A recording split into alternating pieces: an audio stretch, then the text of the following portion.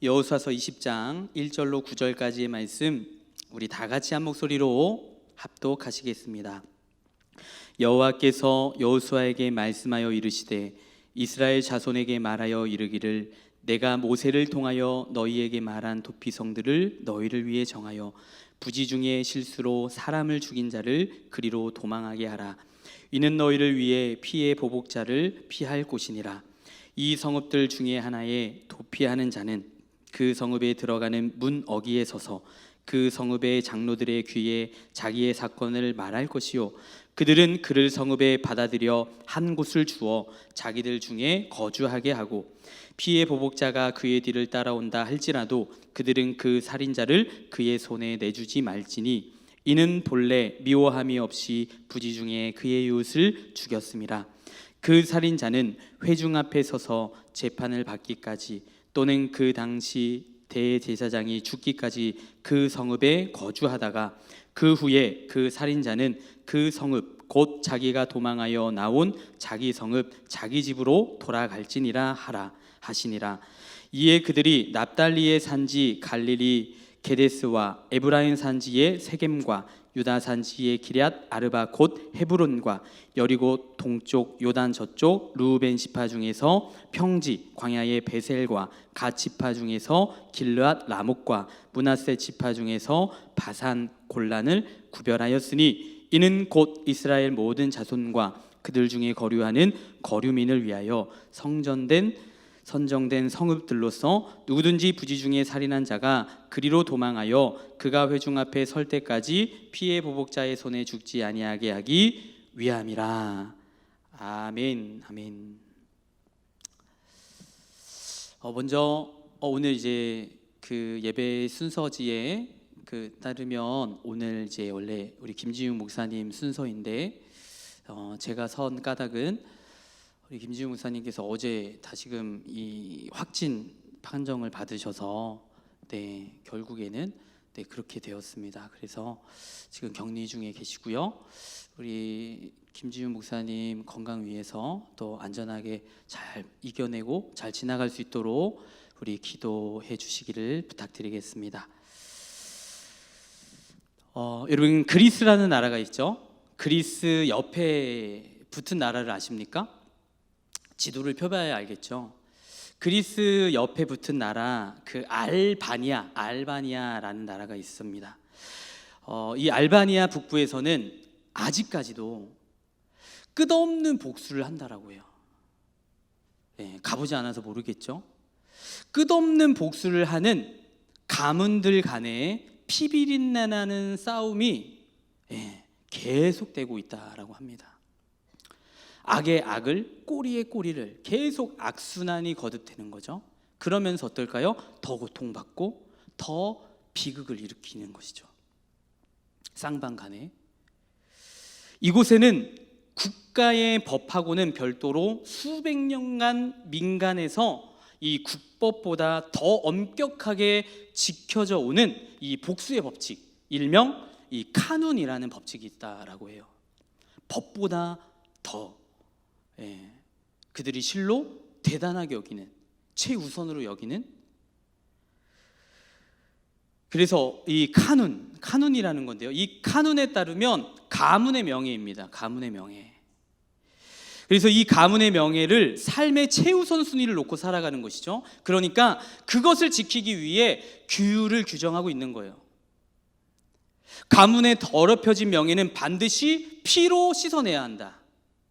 이를 위해서 흐른 피는 다시 어떻게 해요? 피로 복수해야 한다. 그런 정신을 갖고 있어요. 말도 안 되는 정신을 갖고 있어요. 참 안타깝죠. 명예를 더럽힌 당하고 회복하지 못하는 자는 이 남자들 사이에서 끼질 못해요. 남자들 사이에서 끼지 못한다라고 합니다. 그러나 자신의 집에 도망가 있는 자를 죽여서는 안 된다. 그들만의 룰인 것 같아요. 그래서 집은 안전하다. 그래서 집까지 들어가서 막 해코지하진 않는다라는 거예요.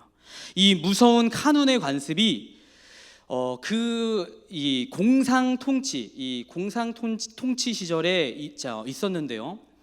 이 공산 독재 정부 철군 통치 때문에 이 잠시금 수그러들었다가 이제 다시 공산주의가 무너지고 그 이후에 다시 확산되었다라고 해요. 이 보복 이 법칙이요, 카눈 법칙이. 그래서 오늘날까지 있다라는 거죠. 그래서 한 예로 이런 사건이 있었다요. 이런 사건이 있었다고 합니다. 어느 마을에 한 남자가 이 사소한 말다툼을 서로 하다가 이제 감정이 상해서 다툼 끝에 이렇게 밀었어요. 한 남성을 밀었습니다. 그래서 밀어서 죽지는 않았는데 뭐 높은 곳에서 떨어진 것 같아요. 떨어짐을 당했어요. 그래서 떠밀렸는데 이것을 떠밀림 당했다라고 어떻게 해요? 그 가족들이, 가문이 큰 수치로 여기고, 그래서 1990년도 어떻게 해요? 공산 정권이 무너지고 나서 양 가문이 서로 피 튀기는 싸움을 주거니 받거니 계속했더라고요. 그래서 결과가 어떻게 됐을까요? 결과가 양쪽에 있는 아들들이 다 죽었어요. 한쪽에 한 아들만 살아남게 되었는데, 그 마지막 살아남은 그 아들이 어떻게 했을까요? 집 안에 들어가서 박혀서 나오지 못했대요. 한 발자국도 못 나갔다라고 합니다. 집에 있으면 안전하기 때문인 거죠. 이 알바니아 언론 보도에 따르면 이런 식으로 집 밖에 나오지 못하고 숨어 있는 남자들이 한 1만 명이 넘는다고 해요. 여러분, 뿐만 아니라 이러한 외골수적인 사고방식으로 가문이 아닌 더 크게, 더 범위가 넓게요, 이 민족적으로 우리는 보죠. 우리 멀리 떨어져 있지만 뉴스를 통해 봐요. 민족적으로 어떻게 해요? 지역 감정을 가지고 터진 그것이 바로 또 뭐예요? 어떤 또 전쟁, 어떤 그 막 혈전들이 있습니까? 이 보스니아 전쟁, 또 끝없는 피해 복수가 이 세르비아인들에게 있어요. 그 사이에서 계속 자행되고 있는 것입니다. 여러분들이 혹 이제 나중에 이제 코로나가 좀 다 끝나고 세계 여행을 하다가 이 세르비아인들, 이 발칸반도 사람들을 만나게 되면, 만나다가 시비 붙으면 안 되겠죠. 혹여나 이 감정이 섞이고 시비가 붙어서 이 상대방이 발칸반도 사람이라면 여러분 싹싹 피셔야 돼요. 싹싹 피셔야 합니다. 그런 상상이 되어지더라고요. 그리고 화목을 이루어야 하겠습니다. 이 카눈의 법칙처럼 극단적이지는 않아도 세상 법칙은 복수의 법칙으로 계속해요. 가득 차 있어요. 그래서 제가 전에도 한번 새벽 예배 때 말씀 전하다가 그 한 주제에 있어서 한 예를 들었던 적이 있었죠. 그 무슨 사건이죠? 그 여아 건드렸던 그 있잖아요. 유영철이었나요? 그 이제 석방되고 나와서, 그런데 그 사람들이 막 복수하겠다고, 전혀 관련 없는 사람들도, 그렇죠? 와가지고 실제로 어떤 청년이 그 집을 들어가가지고 침범해가지고 뭐 둔기로 머리를 내리쳤다라고 하잖아요.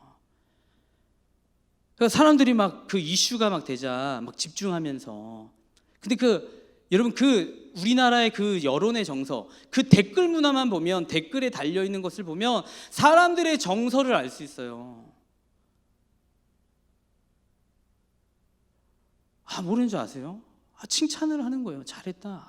안타깝다. 그 정도로 끝날 게 아닌데, 여러분 지금 우리가 살고 있는 이 세대가, 지금 우리 대한민국만 하더라도 지금 이 현재 우리 이 시대가 복수혈전, 눈에는 눈, 이에는 이, 복수로 가득 차 있어요.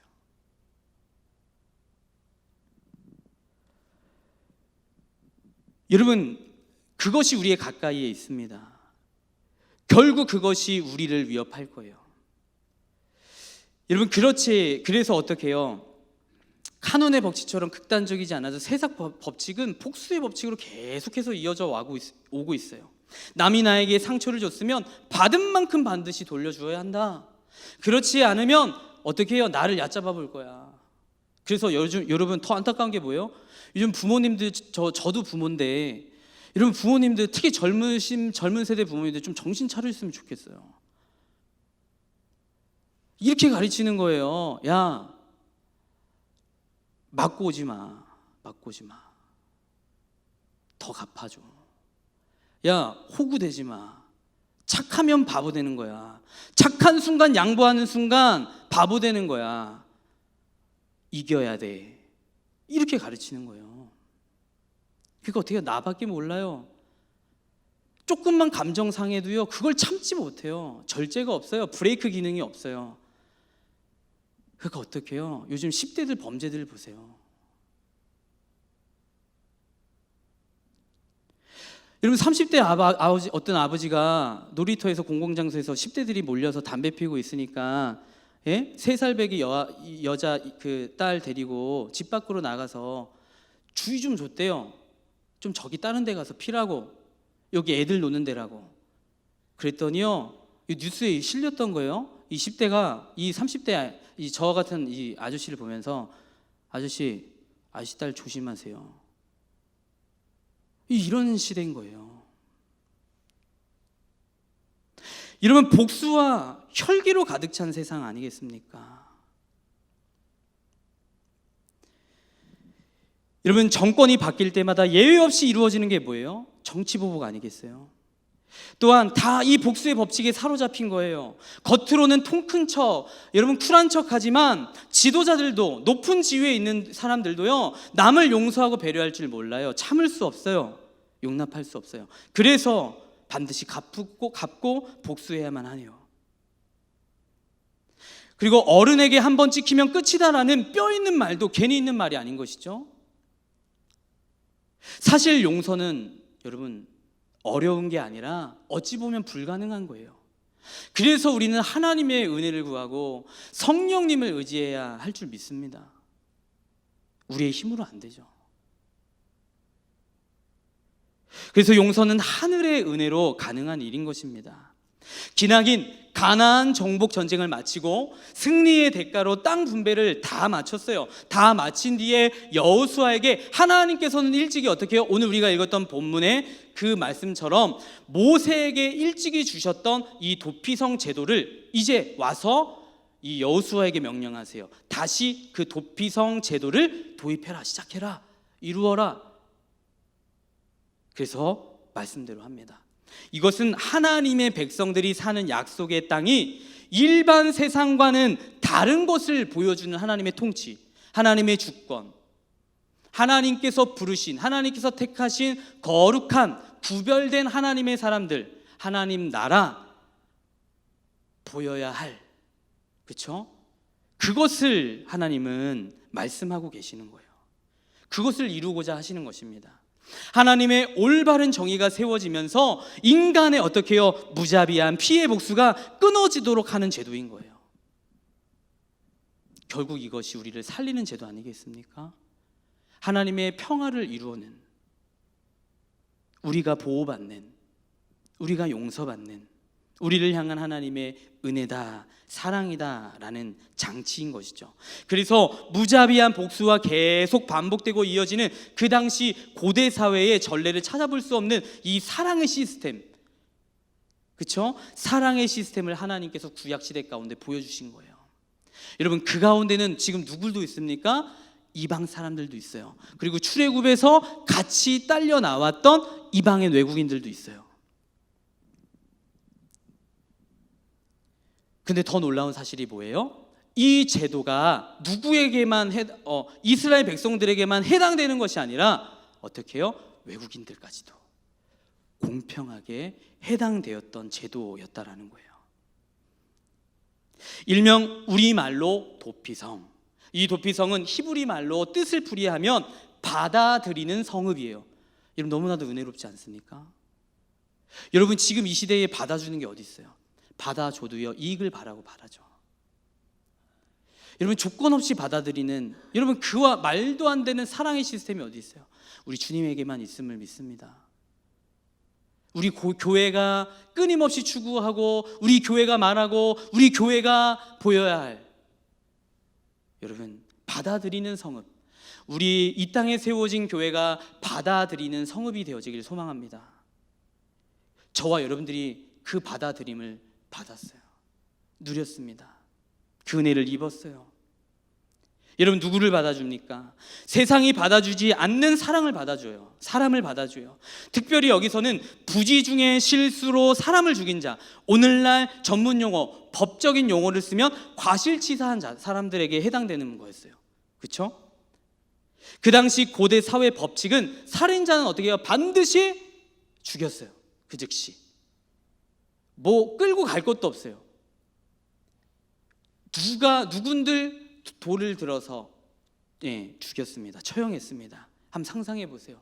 누가 시킨 것도 아닌데 내가 친한 사람, 내가 나에게 친한 사람, 그 가까운 사람을 누가 죽었다고 하면은 그 감정 때문에 어떻게 해요? 눈이 뒤집혀서 살인자도 죽이고 살인자 그 일가 친척까지도 어떻게 해요? 몰살시키는, 막 다 죽이는 이 무자비한 피해 복수. 그런 피해 복수를 했던 시대가 고대 사회였어요. 그런데 하나님께서는 약속의 땅에서는 그래서는 안 된다. 비록 피를 많이 흘렸지만, 정복해서 피를 많이 흘렸지만 이제 그렇게 정착하고 분배받고 그 가운데서 하나님의 거룩한 사명, 하나님의 비전을 품고 하나님의 거룩한 뜻을 품고 그 땅에서 살아갈 때에 어떻게 해요? 하나님의 그 다스리심 속에, 통치 속에 하나님의 시스템으로 어떻게 해요? 만들어가며 살아가야 된다라는 것입니다.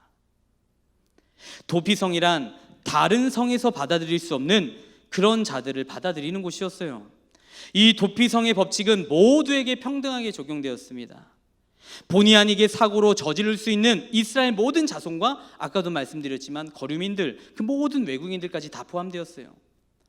이 선민의식이 강한 이스라엘 백성들이었지만 이 용서와 은혜를 베푸는 데 있어서는 인종과 국가를 차별하지 말라는 하나님의 뜻이었어요. 그래서 도피성 문 앞에 도착한 사람들은 성문 앞에 딱 서요. 서서 어떻게 합니까? 오늘 우리가 읽은 말씀대로 상상해 보며 서서 그 문 앞에 서서, 그러면 누가 나와요? 대제사장이 나옵니다. 그럼 그 대제사장에게 자기가 지은 죄를 상세하게 고하는 거예요. 고백하는, 회개하는 거죠. 그러면 그 제사장은 그 사람을 데리고 안으로 들어가요. 그리고 그 안에서 보호받고 살아갑니다. 언제까지요? 대제사장이 죽을 때까지요. 죽기 전에 못 나가요. 그런데 더 놀라운 사실은 대제사장이 죽으면 그제서야 나올 수 있어요. 나올 수 있는데 그럼 그때까지 피해 복수를 기다리고 추격하는 이 추격자, 옛날 막 드라마에 막 추노 같은 절대 피할 수 없는 막 그런 사람들이 막 기다릴 수 있잖아요. 그런데 절대로 죽일 수 없는 거예요. 왜요? 씻음을 받은 거예요. 그것이 하나님의 명령, 하나님의 뜻이었습니다.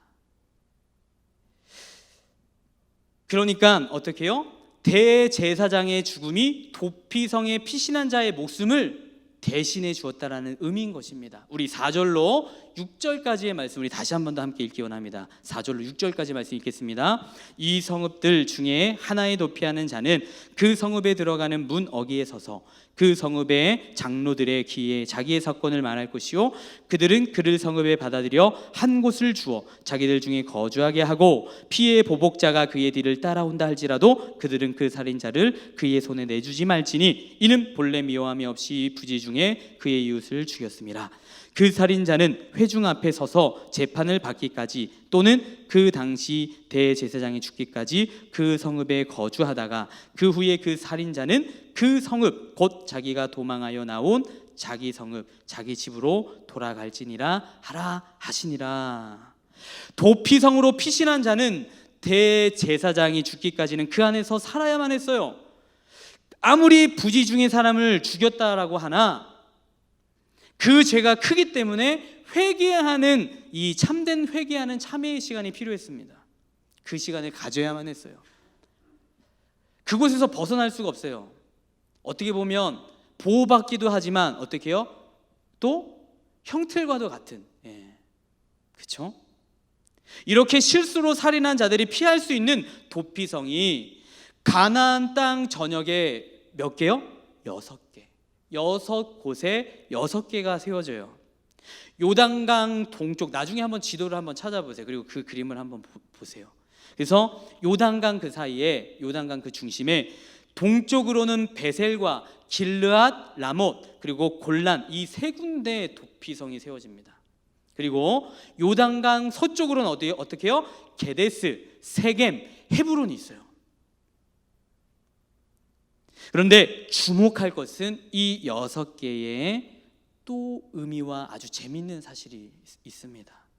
여러분, 이 6개의 도피성이 전부 다 이 지역적인 특성, 지역마다 다 특성이 있지 않습니까?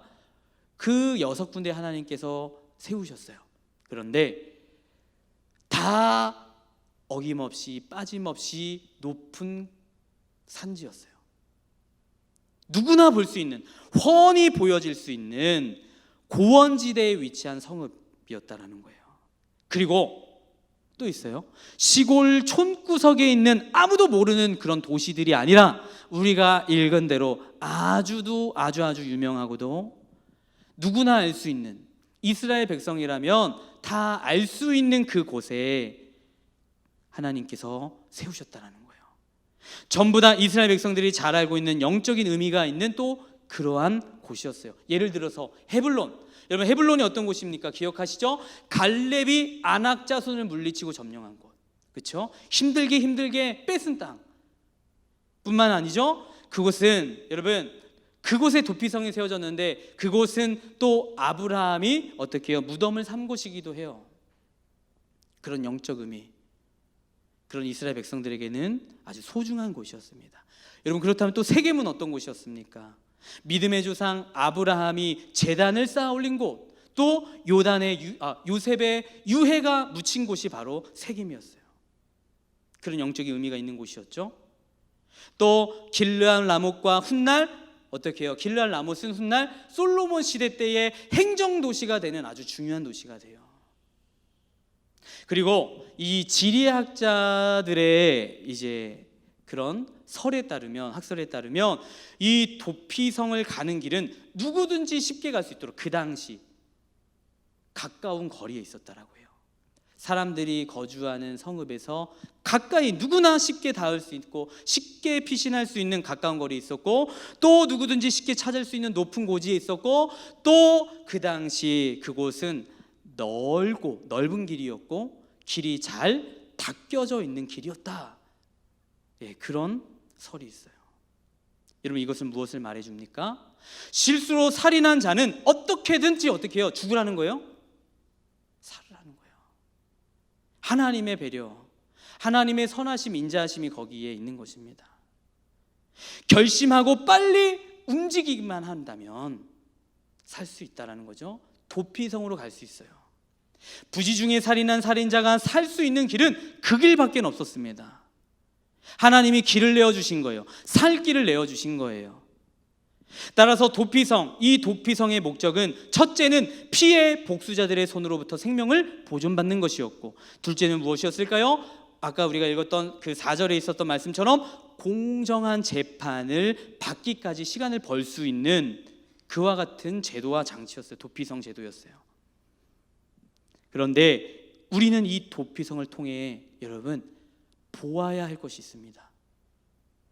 비록 구약 말씀이지만 봐야 할 것이 있어요. 이 약속의 땅에 세워진 도피성 제도, 이 안에는 예수 그리스도의 용서가 있습니다. 여러분 믿으십니까? 예수 그리스도의 용서의 은혜가 담겨 있어요. 여러분, 모든 66권의 말씀은 누구를 향해 있습니까? 누구를 조명하고 있습니까? 예수 그리스도입니다.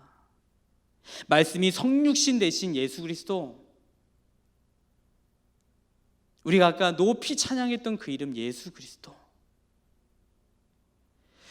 여러분, 진정한 참 대제사장이신 예수 그리스도, 그분이 보여야 해요. 보여야 하는 것입니다. 우리 중 그 누구도 완전한 사람은 없죠? 의인은 없나니 하나도 없느니라. 여러분, 우리 모두 다 죄인입니다. 우리는 다른 사람의 죄를 지었을 때 그것을 보고 쉽게 흥분해요. 너무 쉽게 흥분해서 뒤돌아서면 우리는 하나님의 말씀을 까먹어요.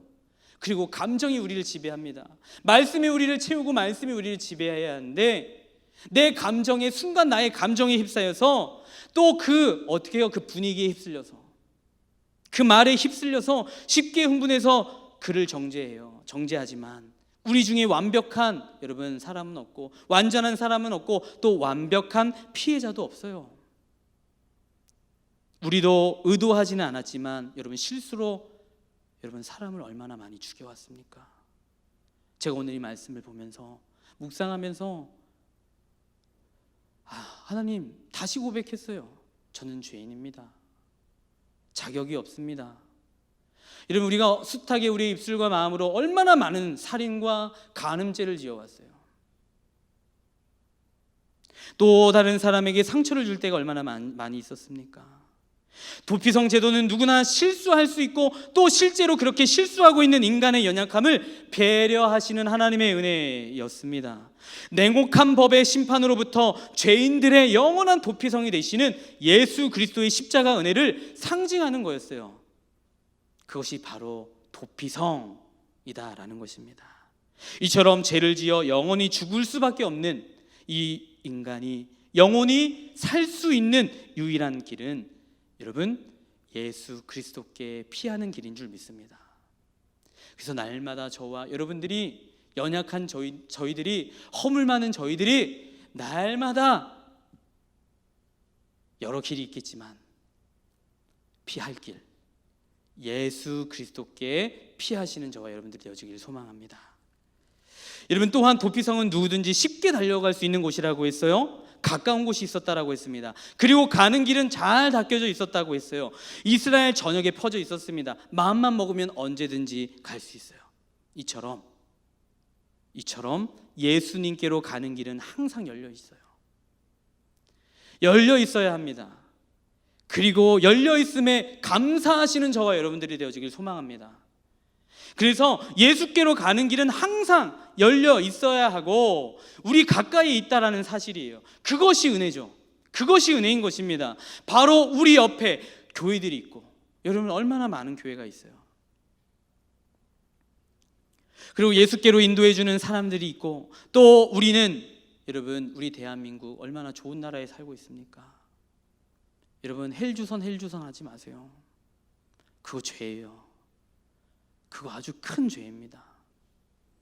여러분 우리가 익히 북한에 있는 이야기들 많이 듣지 않습니까? 여러분 이렇게 종교의 자유를 누리고 있는 우리 이것이 큰 은혜인 거예요. 여러분 정말 저희는요 얼마나 큰 은혜를 받았는지 모르겠어요. 그래서 이제는 우리가 흘려보내는 사람들 주는 자들이 되어야 합니다. 그래서 엊그저께 말씀이었나요? 여러분 받으려고만 하지 마세요. 우리의 심성은 받고 싶어요. 너무 받고 싶어요. 여러분 아이들은 미숙한 어린아이들은 받고자 합니다. 받으려고만 합니다. 받으려고 아둥바둥하며 받는 것 때문에 못 받으면 싸워요. 다퉈요. 그런데요 여러분 우리 하나님의 사람들은 그리스도인들은 주는 자들이 되어야 합니다. 여러분 줄 수 있는 자들이 되어지길 소망합니다. 예수님께서도 주는 삶이었어요. 주시는 삶이었습니다. 여러분 예수님을 참되게 만났던 부활하신 예수님을 만나고 변화되었던 성령이 충만하였던 요한과 여러분 베드로 보세요. 기억해 보세요. 성전 미문 앞에서 내게 음과 금은 없거니와 내게 있는 것으로 내게 주노니 나사렛 예수 이름으로 일어나 걸으라 하고 여러분 그렇게 줄 수 있는 저와 여러분들이 되어지길 소망합니다. 여러분 저와 여러분들은 주는 자예요. 지금 오늘 도피성 이 은혜의 말씀을 통해서 여러분 우리는 다시금 깨닫고 우리가 새 사람이 되어서 하나님 앞에 이런 고백했으면 좋겠어요. 하나님 진정으로 하나님의 사랑을 하나님의 용서를 이렇게 흘려보내고 나타내고 줄 수 있는 자가 되길 바랍니다. 여러분 그래서요 감사할 것들이 너무 많죠. 결코 길이 멀어서 안 보여서 없어서 핑계할 수 없을 것입니다.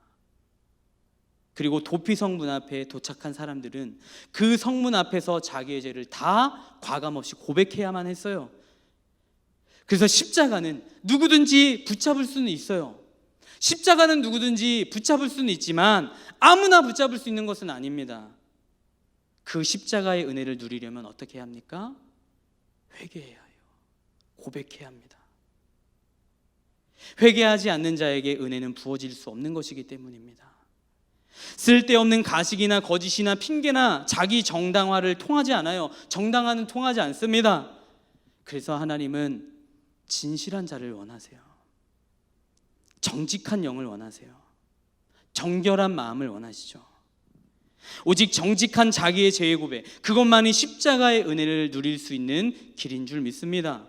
또 아까 도피성의 특징이 여러분 뭐가 있었나요? 그곳에 피신한 자는 대제사장이 어떻게 할 때까지요? 죽기까지 그곳에 머물러 살아야만 했어요. 죽은 후에야 나왔습니다. 그곳을 떠날 수 있었죠. 대제사장의 죽음이 그의 생명을 대신해 주었다라는 사실이에요. 도피성에 피신한 자들에게 자유와 해방은 대제사장의 죽음으로만 시작되고 가능했습니다. 여러분, 따라서 우리를 용서하기 위해서는 죄에서 자유와 해방과 구원은 예수 그리스도의 십자가 죽음이 필요했다라는 거예요. 그렇게 연결되고 있다라는 사실인 거죠. 용서는 대가를 치르고 우리에게 주신 선물인 것입니다. 그래서 여러분, 참으로요, 하나님의 말씀을 비추어 돌아보고 우리의 자신을 보고 이렇게 보면요, 하나님이 저와 여러분들에게 주시는 선물이 얼마나 많은지 모르겠어요. 우리에게는 공짜예요. 우리에게는 공짜지만 하나님께서는 심장을 도려내는 하나님 독생자 아들의 죽음이었다라는 사실인 것이죠. 이 사실을 우리가 늘 숙지하고 기억해야 하는 까닭이 여러분 무엇이겠습니까? 무엇입니까? 그것이 여러분 중요해요. 늘 잊지 않고 사는 것, 그 은혜를 까먹지 않고 사는 것, 그것이 중요한 것입니다. 도피성이 결코 죄를 가볍게 보거나 거룩의 중요성을 부정하는 것이 아니에요.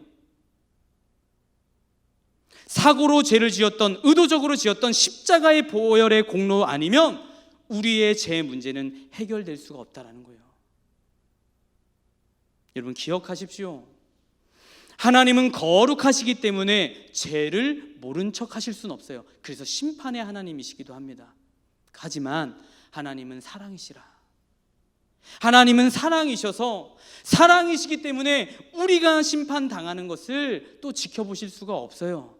그러니까 이와 같이 피할 길을 내어주시고, 이와 같이 하루를 천년같이, 천년을 하루같이 여기시면서 우리에게 기회를 주시는 거예요. 근데 죄를 지었는데 아무런 어떤 유초동부 친구가 그래요. 하나님 말씀을 동화같이 듣고요, 하나님 그때 구약시대 때는 죄를 지으면 하나님 막 불로 심판하시고 그 즉시 심판하시고 막 돌로 쳐 죽음을 당하고 막 그렇게 죽임을 당하고 하나님 그렇게 역사하시고 심판하시는데 우리도 죄를 지었는데 아무런 일도 일어나지 않는데요. 여러분, 그게 은혜죠. 하나님 우리에게 그렇게 기회를 주고 계시는 거죠. 돌아오라고, 회개하라고. 그래서 오늘 본문의 도피성은 바로 갈보리 십자가, 예수 그리스도를 상징하는 것 아니겠습니까? 그런데 이 6개의 도피성들이 여러분, 아주 또 놀라운 사실이 있어요. 모두 레위 지파에게 분배된 성읍들 가운데 속해 있었다라는 사실이에요.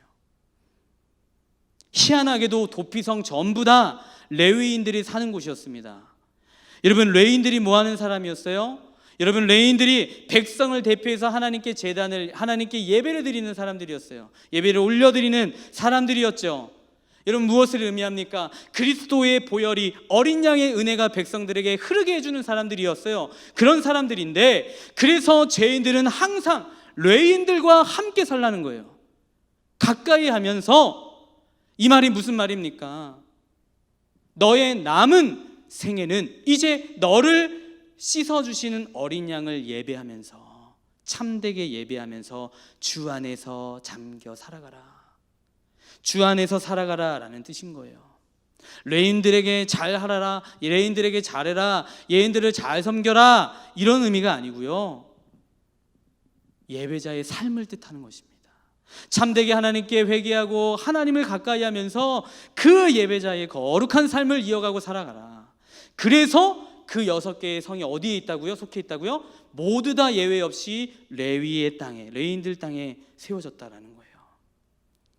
여러분, 그래서 뿐만 아니라 도피성의 법칙은 이스라엘 백성뿐만 아니라 그들 중에서 거하는 외국인들에게도 공평하게 적용되었다라고 했습니다.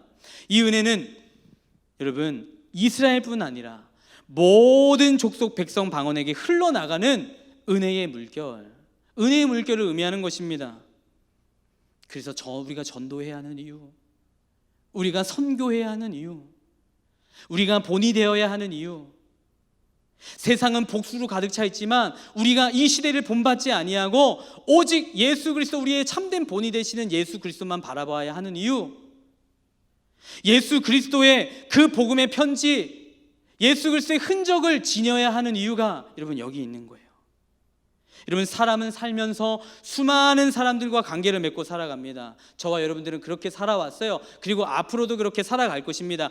관계를 맺는다라는 것은 항상 위험 부담을 갖고 살아가는 것을 의미해요. 우리가 서로가 서로를 살아갈 때에, 그 속에 우리가 섞여 살아갈 때에 여러분 얼마나 많이 부딪히며 살아갑니까? 서로가 서로 다른 사람들, 여러분 죄인과 죄인이 모여 살면 얼마나 부딪히겠어요? 어리숙하고 미숙한 사람들이 모여 살아갈 때에 얼마나 상처를 많이 주겠어요? 우리는 서로에게 수많은 상처를 알게 모르게 주고 받고 살아왔어요. 오래 살았다라는 것은 여러분 책에 있는 내용인데 참 감명 깊어서 제가 이거 적었다가, 오래 살았다라는 것은 어찌 보면 그만큼 마음속에 미워하는 사람들이 있었다라는 거예요. 아마 지금껏 살아온 분들 중에 여러분 마음속에 있는 미움의 방들에 여러분 가둬놓았을 거예요. 많은 사람들은 그 미움의 방에 많이 가둬놨을 것입니다. 여러분 얼마나 많은 사람들을 그 미움의 방에 가뒀다 풀었다 여러분 해왔습니까? 수많은 사람들이 있을지 모르겠어요. 그런 사람들이 있을지 모르겠어요. 그리고 그 사람들을 우리가 예수 믿고서도 용서를 잘 못해요. 용서 잘 못하죠. 아까 제가 이야기했듯이 어떻게 보면 용서는 불가능한 것일지 모르겠어요. 여러분 잘 못해요. 예수 믿고 난 후도 잘 못해요. 여러분 왜 그렇습니까? 얼마나 우리 마음속에 정당화가 있는지요.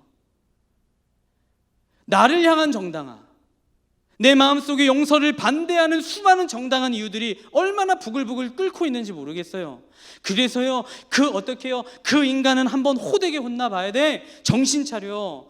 자기가 한 짓의 대가는 반드시 치러야지.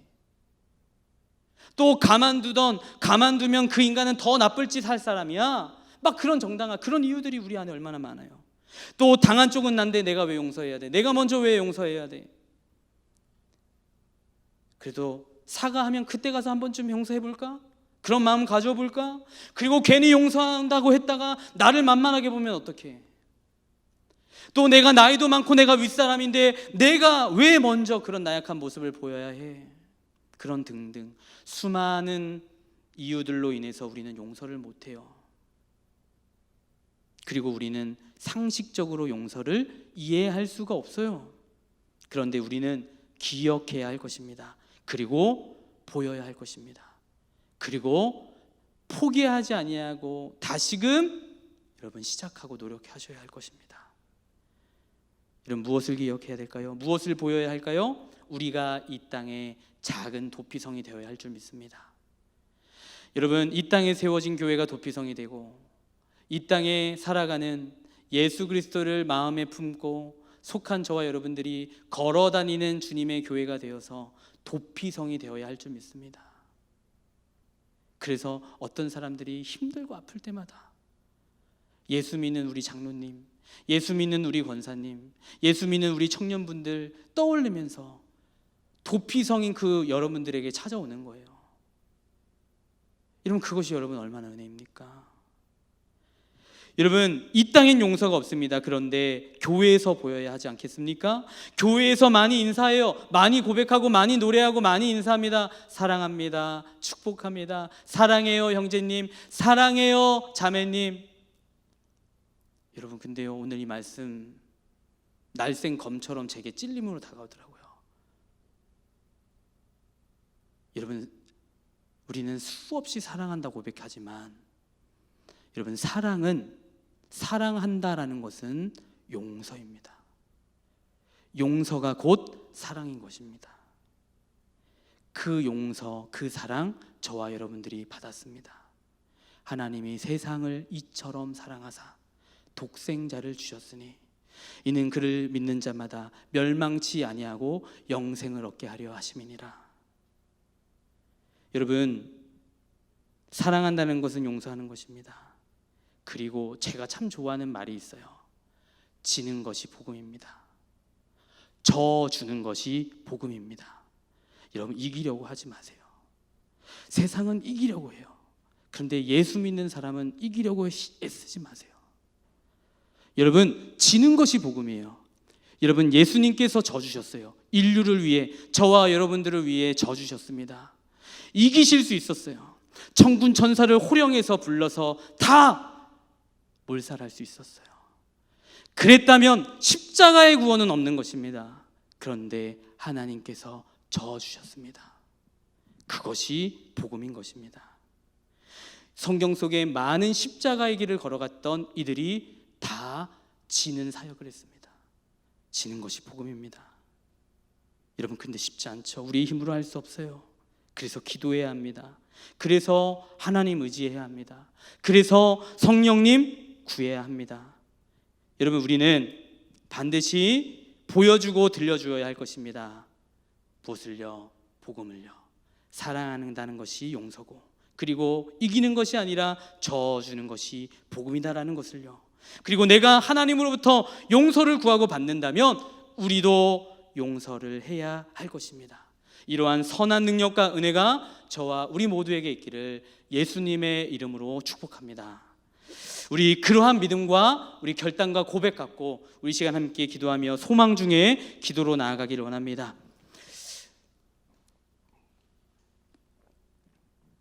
우리 시간 기도할 때에 주님, 용서가 없고 용서가 사라진 이 시대 속에 우리를 부르셨고 또 세우셨고 보내셨사오니 이 땅의 도피성과 같은 자들이 되게 하시고 주님의 용서를 보이고 또 나타내고 주님의 사랑을 흘려보내게 하셔서 많은 영혼들이 복음을 듣게 하옵소서. 그리고 구원받게 하옵소서. 그러나 주님, 그러한 힘과 능력이 우리에게는 없습니다.